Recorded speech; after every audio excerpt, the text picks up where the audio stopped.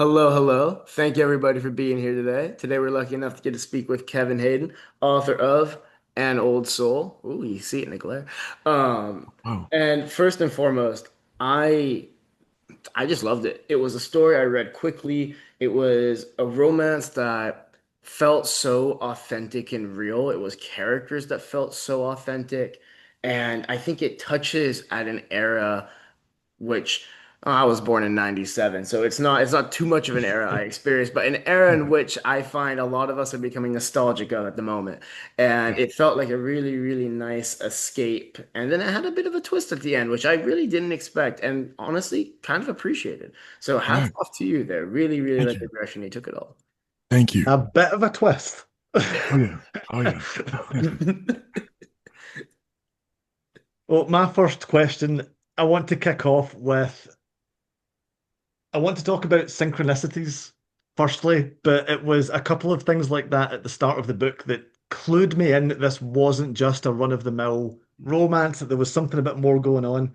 And whenever I read about synchronicity or God, when you mentioned number stations, I was like, I feel like I know this guy. I feel like I've probably frequented a lot of the strange parts of the internet that this guy has.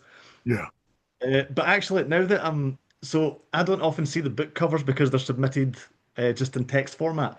But now Mhm. that I've seen you, Kevin, and the book cover, I have to ask, is This. that your face on the cover?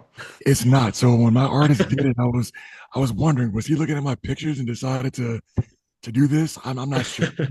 But it wasn't supposed to be me. Everybody thinks Isaac is me, but it's not. Mhm. And was there an element of kind of drawn on your own experiences or anything when you were Yeah. writing Isaac? Yeah, So of tell me a course, little of bit course. about that. So I did work at a video store. It was called Windy City Video.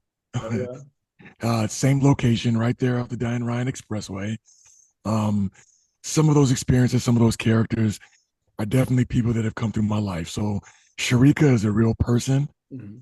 of Hmm. a different name. Yeah, I would Yeah. hope so. Yeah, Okay. So it takes a lot of inspiration because you're from Chicago as well and all absolutely. that. So Mhm. so it takes a lot of inspiration from your actual life. How did you find blending those two? Like, did you find yourself like, oh, maybe I should stay more true to ourselves, or maybe I should really take a step away from it? You mean as far as my own experiences? Yeah, yeah. Like when Mhm. you come to writing, obviously, how do I phrase this? Because you just said it's not like you are not Right, Isaac, but right. at the same time, there's a lot of similarities there. So yeah, so experiences, drawing from experiences is one thing, but writing yourself is a whole different thing. So, Oh yeah. you know, me as a character, I would do things differently than Isaac would. Yeah. But some of the scenarios, just for comedic purposes or to drive on the story, I would draw on some of my own experiences, but it's not me. It's not how I handled those experiences when I was in them. You know, if That's a that makes good sense. point. I like I that. read this thing recently that said like it was like a horror story, but it said everything on Earth is a personal recording device. And I think when you're writing a book, it's the same. Whether Uh-huh. it's autobiographical or literal fiction, I think it's hard to write anything without pouring a little bit of yourself into it. Of course.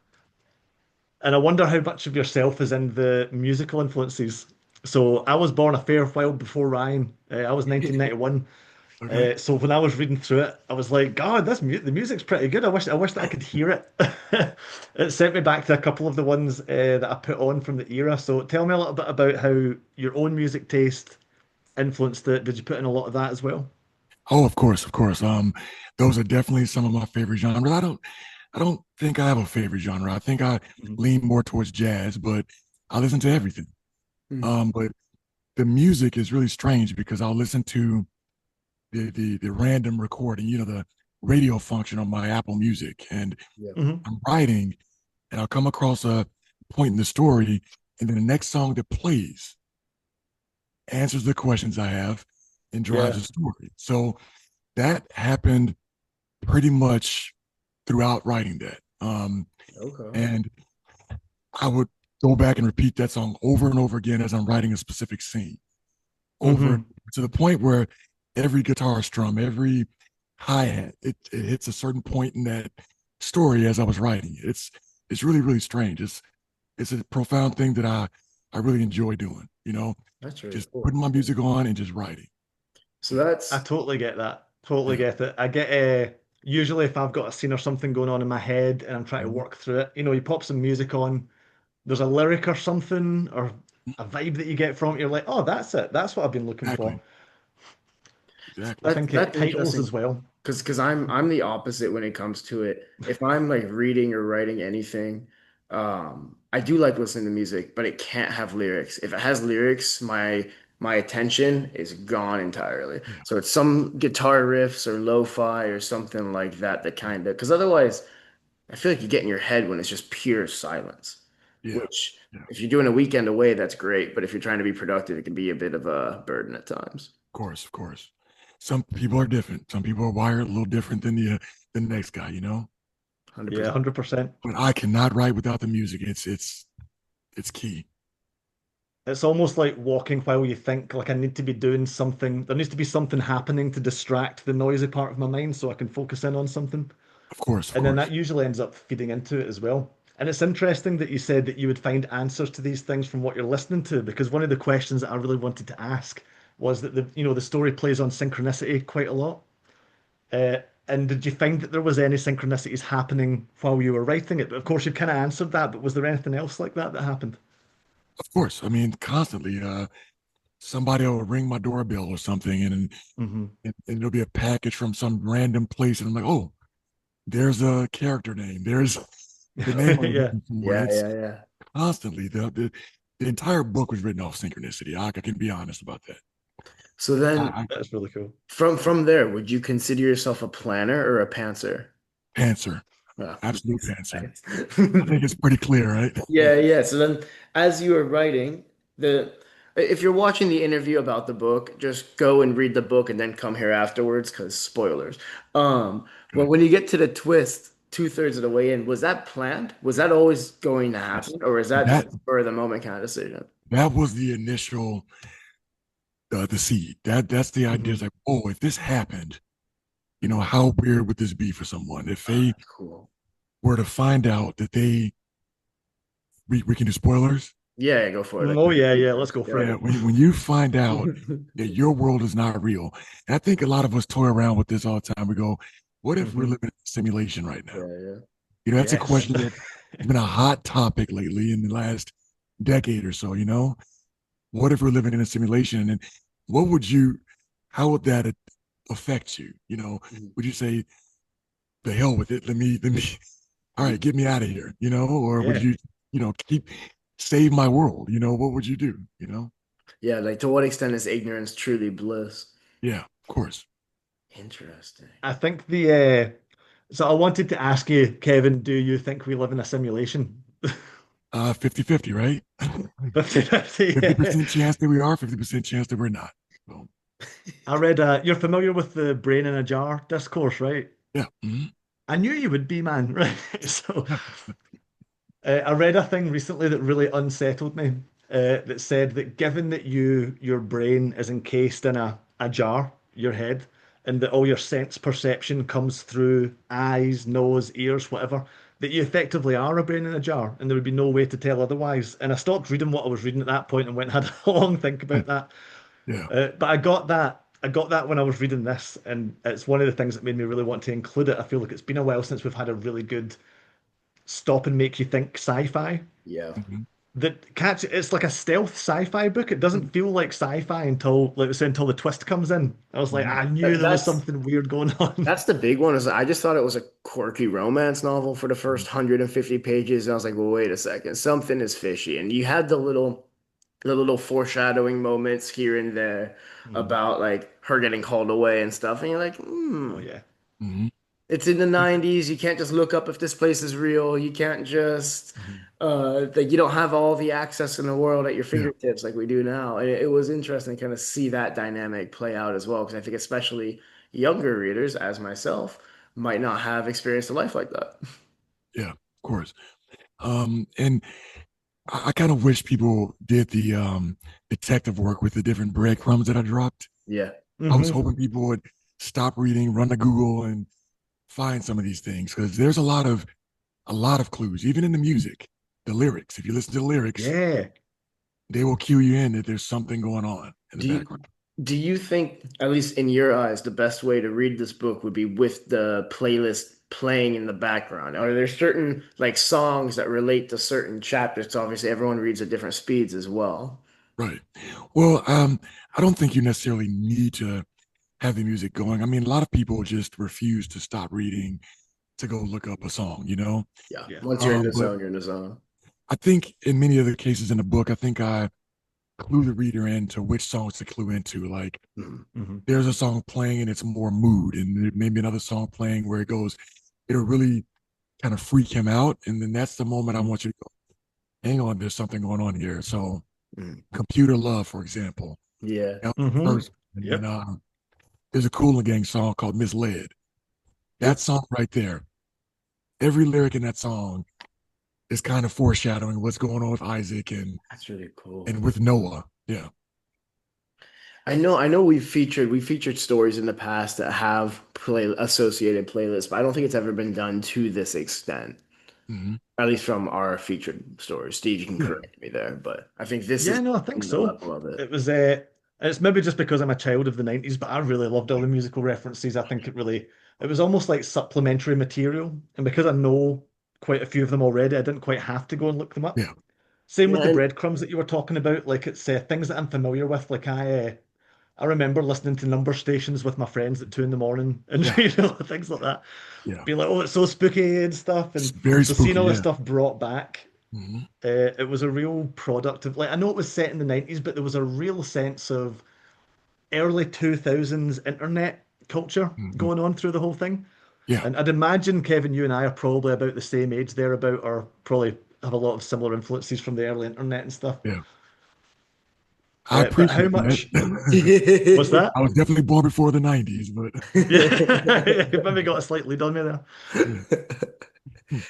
But what made you set it during that time frame? Was there a particular reason that you chose that? Because you could have chose any time, I guess, right? Yeah. Right. I specifically chose 1996 because I recall that being the cusp. That was the moment that we were about to all lose something that we had no idea we were going to lose. And that was, Yeah, we were going to become more connected within the next 3, 4 years. And the more connected that we became, the more disconnected we would become. And, absolutely. Yeah. and Dang. even the fact that of losing touch with someone, like you guys may not remember this, but if you're Noah and you disappear and you're completely in this limerent throes of passions with this woman and she disappears Yeah. on you, you're Yep. not going to know where she is if she's not at home Yeah. because there are no cell phones. Nobody's walking around. I mean, maybe a pager, you know? So that was my Yeah. this. You go to the local library and look up their phone number or something, you know? Exactly. Yeah. Or you maybe call 411, maybe. Yeah, yeah, yeah. Yeah, we're Mhm. going back a while now. Yeah. Which Yeah. is what I put that in there too. 411 was a little bit of a hint too. So it's something Hmm. I don't use anymore. I think I know like obviously different generation here, but I know when I was a kid we still had the wired phones in the kitchen or whatnot. And if you Mhm. if you wanted to talk to a buddy out of school hours, you had to call, say hi, so and so is like, are they home? Can I speak with them? And then Yeah. everybody's on the like only one person can be on the phone at once and this and Mhm. that. But I think the biggest thing for me that I've kind of noticed as I've gotten older is I think when we were younger, you'd go to school. And then when school was over, you would just be with your family, or like you might have like a practice or something after school, but you would just be with your family and like connected like that. And like if you had like, oh, I need to tell like Javon this, you Hmm. would tell him the next day. And if they weren't Right. at school the Yeah. next day, you would wait till the day after. Mhm. Whereas now I don't, there's just this element of like never being able to switch off. Yeah. Like somebody Yeah. can text you at 3 a.m. and like you might not wake up and respond, but like it is there waiting for you. So Yeah. there's always, I really like what you said about we're the most connected we've ever been, but at the same time, we're kind of losing the Yeah. authenticity of connection. Oh Yeah. yeah. Absolutely. Even in some of the scenes in the barbershop, when the Hmm. guys are sitting around, they're joshing around about, you know, urban myths and things like that. It's Yeah. like those urban myths just stood at the time. Yeah. It was whoever was the loudest that could get their point across, they won. Now you can just go in your pocket and fact check everything, Yeah, you know? it was an actual You know? discussion rather Yeah. now you just Google, oh, yeah, you're Yeah. wrong. That's it. Hmm. Um, Cat, is this real? Yeah. which, I think we're without getting too into it, I think we're going around full circle now because now you have the people who say the internet's lying to you. You're like, well, can't win Yeah. it. Yeah. That's really interesting too. Yeah, that's an interesting thing that's happening. It's almost like a big crunch, right? Mm, Universe expands and it expands and expands to a certain point. Now you have all this dumb crap, all Hmm. this foolishness, and now everything is contracting and we're going backwards. 100%. Yeah. Yeah. Do you find just based on the story that you wrote, the era that it took place in, and kind of how life was then, do you find yourself trying to adapt your own personal life back to that era?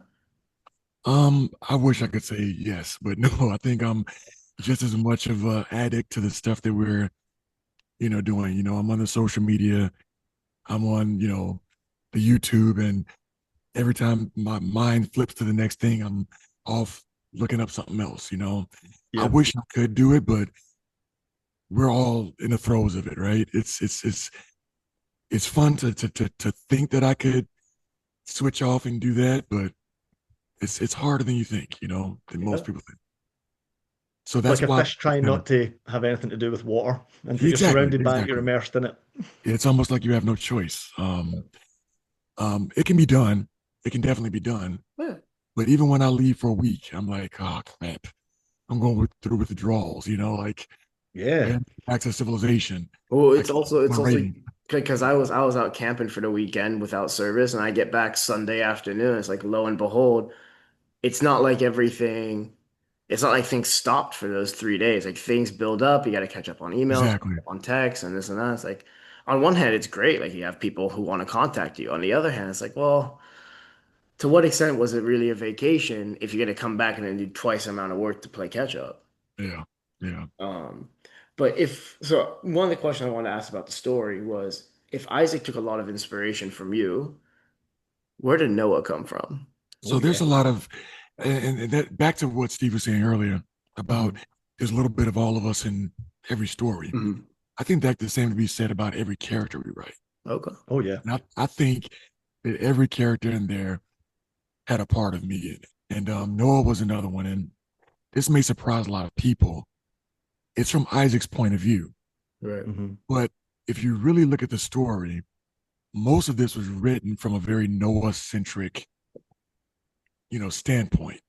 She's the protagonist, Well, yeah, is it, what I Exactly. wrote at one point. Yeah. I went, it's really Nola's story. It's her And story. like when it comes to the end and all wraps up, mhm. Yeah. it's her Even everything narrative. that Yeah. he went through, even everything that he's gone through was Hmm. to serve what Noah wanted, her Yeah. goals, her aspirations. And it's from an ethical standpoint, it's kind of yucky, but but that's kind of how it was written. It was all written. If Isaac had a scenario or something he's gone through, this was to set Isaac up to be the man that Noah Yeah. wanted him to be. Mhm. Makes sense, which is kind of strange when I look back at it now. That feels from a reader's perspective, from my unauthor capability perspective, that feels like a tough thing to write in terms of you're a pantser and you're writing a perspective from a perspective that doesn't get shared until the end. Like hats off to you because like it did flow, you know. Thanks. I think Thanks. like all stories, you have your elements where it leaves it to the reader to kind of piece things together, but it didn't feel like jumps or leaps. It all felt clear, which was really, That, really cool when you're getting into the mumbo jumbo of science, as it were. well, I was going to say that is a credit to my editors. Good editing will get your rear in the gear, you know, Oh, um, yeah. because and I'm pretty sure they'd never want to see me again because I would send it off, and then next thing you know, oh, I got to change this because there's another hole. So it was full of Hmm. holes. I Mhm. won't say that it all was all perfect Mhm. initially, but my editors were amazing. Nice. Yeah, a good editor makes a big difference. Oh yeah, and I had a few. Well, I think that's the thing is like even if you're self-publishing, there's still a team that gets involved. Oh, Like of course. unless you are truly Mr. and Mrs. Jack of all trades, like the cover art, the marketing, the editing, the Mhm. actual writing and the plotting, like Yeah, that's tough for just one person to do.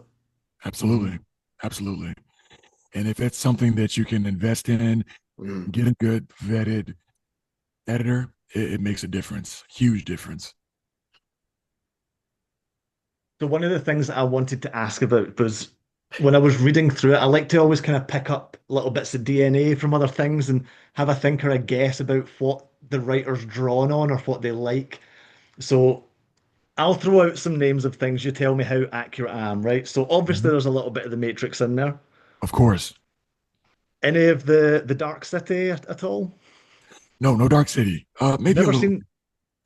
I don't think Yeah, I've Dark seen City's a that good one. It's film. been a while. It's been a while. That's a good one as well. A little bit of Vanilla Sky in there too. Yes. Yeah, Hmm. oh, Vanilla Sky is a great film as well. Yeah. Proper cult classic. Hmm. And tell me a little bit more then about some of the ones that I might have missed. Things that inspire you, or things that like favorite media that you think kind of went into this in some place. Let's see. I'm a huge fan of anything James Cameron. Okay. Oh yeah. Mhm. James Cameron. I can't say it influenced a lot other than the Sarah Connor, Yeah. you know, to draw them together. But a lot of Philip K. Dick. I was a big reader of Philip K. Dick in Oh high yeah. school and Is it afterward. Valis? Have you read Valis Yes, then? yes, I yes, knew it. I knew exactly. it. Yes, Yeah. yeah. Great, great book though. Great book. Hmm. I think one of those things that like most sci-fi authors that I read now, if they've written something that's got a kind of transhumanist element or a Hmm. simulationist kind of element, Yeah, they've Mhm. read Valis at some point and it's yes. sparked off something in their head. That And was it. Philip K. That's one of Dick my and picks. Philip K. Dick is that DNA is all there. I mean, from in my opinion, because he was someone that actually truly believed we were living in a simulation. You Yeah. know, he truly believed these things, and I believe his whole purpose for writing this was to get down all the Hmm. noise in his head about how he thought the world really was behind the veil. You know, Yeah. It's the behind the veil thing. yeah. Of course, revelation means to remove the veil from something. Hmm. And yeah, Valis was great for that. Philip K. Dick Yeah, wrote a lot of really great books about, like, I think he touched on almost all of the major tropes that we now kind of play on in sci-fi, yeah, and yeah. some at some point or another, you know. Hmm. Have you got is Valis your favorite Philip K. Dick novel, or is there another one that takes its place? Um, I don't. Hard to pick a It's one favorite. of those things. I can't really pinpoint a favorite. Yeah, Android Dream of Electric Sheep. That's another one. I mean, that's obviously. Blade Runner. I would say that's probably my favorite one. I mean, I know it's more cliche, more popular because it's all cinema in the cinema and everything, but it's just something about that one in particular. You cannot imagine how disappointed I was when I went to see iRobot. I Oh, was like, "What's this?" yeah, This is. yeah. It's really hard to get Philip K. Dick correct, right? Mhm. Yeah. I've got a really important question, Kevin. What's your dog's name? Yeah, I just saw that. Ripley. Oh That's yeah. Ripley. Ripley. Yeah. Yeah. That's a sci-fi author right there. Yes, Yeah. that's Uh, Ripley. I've got a few just smaller little like tidbit questions about the Sure. story that are popping up in my head right now. And the so sorry for going from tangent to tangent here. Okay. The first one was about the artwork because Isaac in and of itself, like obviously music is a form of art, even cutting hair at the barbershop is a form of art. But there's also a lot of like painting and street art and stuff like that. He had if I remember correctly, sorry, it's been a minute. He Okay. had the was it the panorama? He had like the big piece he was Mhm. Yeah. working on in his His apartment. mural. Mhm. Mural, thank you, that's the word. Mhm. Um, do you have like those images in your head of like what they look like and everything? Did you Yes. have the painting somewhere themselves? I Or do not. I wish I could paint that way. yeah, yeah. But it was a vision that I saw. Um, Waking up one morning and I go, how can I put this into the story? And Mhm. it's a vision that Noah had. Mm, It's a place that she likes to visit, yeah. the mural in this world of Gaia. It's like her quiet place. Oh, And that's okay. Yeah, that yeah, that's the that has spurred questions. And yes. mostly so spoilers. Noah's in this simulation reliving or just kind of Noah's Well, struggling with building Isaac into the inter person she lost, right? yeah, because Noah is struggling with grief. And I think grief is something that we, unfortunately and fortunately, will all experience multiple times throughout our life. Yeah. And it is interesting to come across an era where something like this could happen. And like, I don't want to say live in the delusion because live in the delusion sounds a lot harsher than I'm intending. But Mhm. there is this idea that you could just hide away from those emotions. And I think it comes back to the point you were saying about being disconnected. Because in Yeah. the past, like when someone was gone, they're gone. Whereas Right. now they're arguing you can upload somebody's brain to the cloud and this Yeah. and that. It's like to what extent, like what makes us, without getting too philosophical, what makes us at the end of the day? If That's were an it interesting not, question. yeah, Go ahead. were it not for the fact that like we know we're not here forever. Right. That's interesting, and that's something that I wanted to explore. You Mm, know, Mhm. in that Noah was different. So she's living in a time where everyone is connected slash disconnected. mm, You know, I could imagine if you were really, really ingrained in that world, that if you were to lose a close relative, it probably wouldn't hit the same way that it would hit for Noah, mm, Mhm. because Noah had a different relationship with an actual in the flesh husband yeah, Mhm. that was not connected. And her whole goal was to get that back. She wanted that back. And there was nobody else out there in that world like that. yeah, So she wanted to create someone in a time that was completely untouched by this type of influence. She wanted to feel that again. And for her, I guess the question that you were asking is Carolyn Faber. So, for example, she uploaded her consciousness into the mainframe herself and it was allowed to continue to live on. So then you ask yourself, well, what if there's this artificial being and you were to download them into a body? So thinking about that, does that question still stand?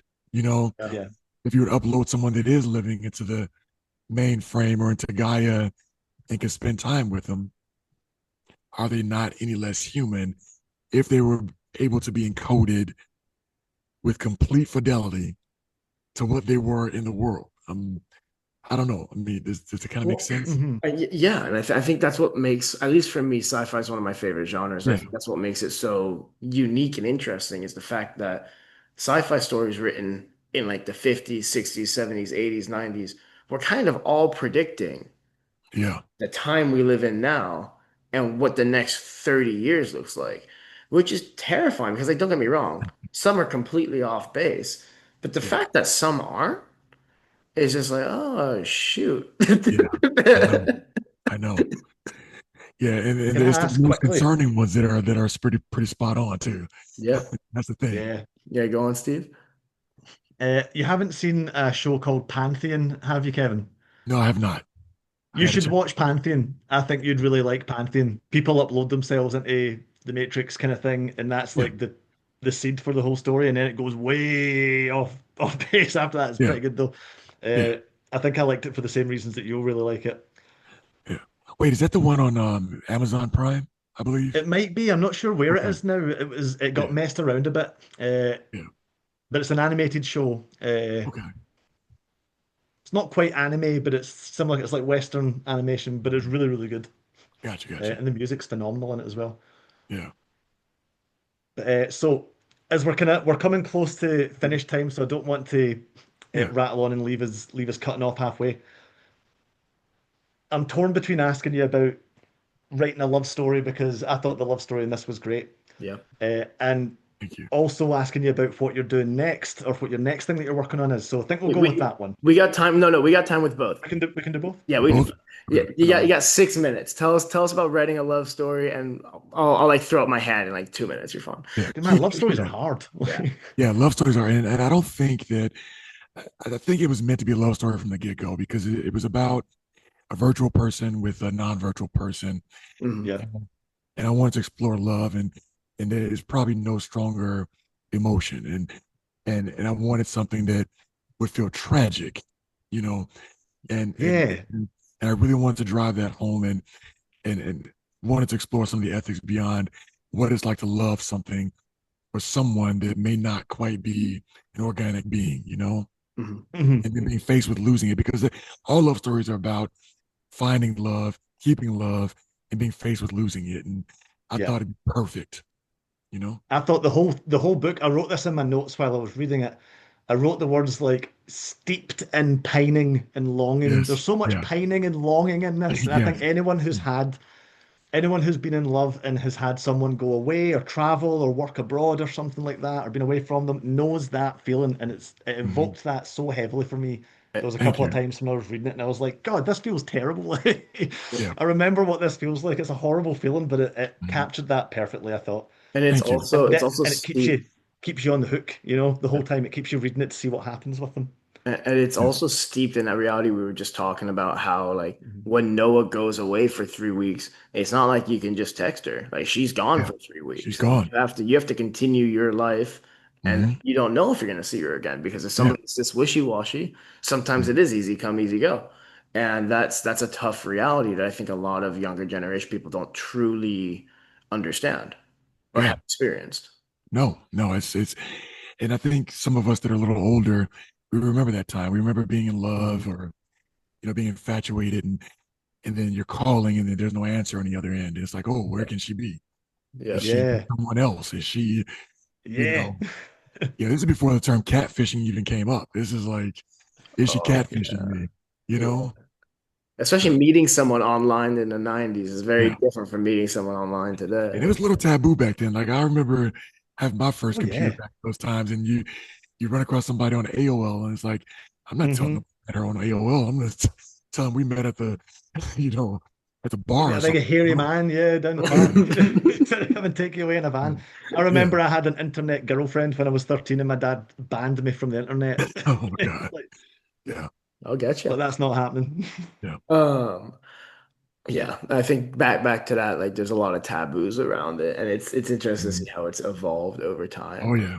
But Oh yeah. with the 3 minutes we got left here, for people who do we have another story with Noah and Isaac? Maybe. Maybe. Maybe. Ooh, okay. I am currently working on another follow up to that story in the same universe. Mhm.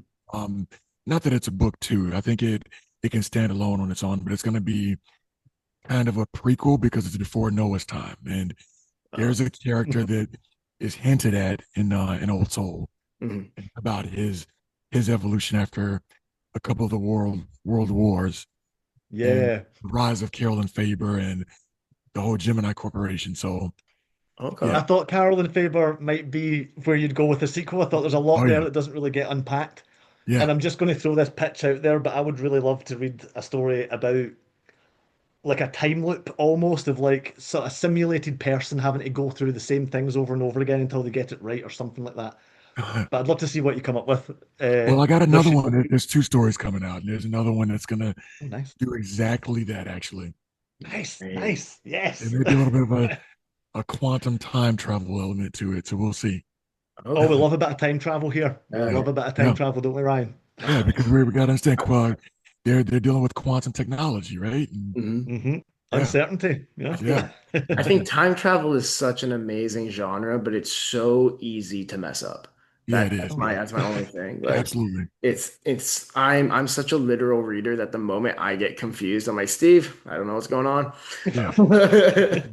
But with the last 90 seconds left, for readers who enjoyed this, what's the best way they can get a hold of you if they want to keep up with what you're up to, everything like that? And we'll Yeah, put just all links and stuff in the comments section and yeah, whatnot. you can head to my website, mkevinhayden.net. Mm. Um, Fill out the contact form, and pretty soon I'm gonna start getting some newsletters up to, keep people informed about any short stories. There's gonna be a couple of short stories coming out as Nice. well that'll tie into some of these, That's bigger cool. stories. I'm excited about it. Oh, that's really Nice. Likewise, I'm really excited to Yeah. read. This is the best thing about doing YPQ is I just end up with all these favorite authors who are bringing Oh, out new thank you. stuff all the time. yeah, So yeah. there's Yeah. always something interesting coming out. And of course, And we can always feature that on an extra, Ryan, can't we? can I plug my Yes. next book? Oh, what's This that? is Oh, this is Willow Rose. It'll be out October 28th. Oh, oh, nice. that's Yeah. soon. Oh, Yeah, very that's That's a soon. very nice nice. cover. I'm excited about this one. You have a 15-second pitch? Yeah, it's a horror with heart, a terror with tenderness. It's got Beautiful. it's got some cosmic horror to it. There's a Wendigo, a strange little kid, and a worn out doctor in the middle of nowhere. 10 out of Um, 10. Yeah. Yeah, no, I'll shoot it over to you guys so you can take a look at it. I'm excited to see what you think. Wonderful. Please do, man. I Well, look forward to it. on that note, thank you all for joining us. And Old Soul by Kevin. And take care, everyone. All right.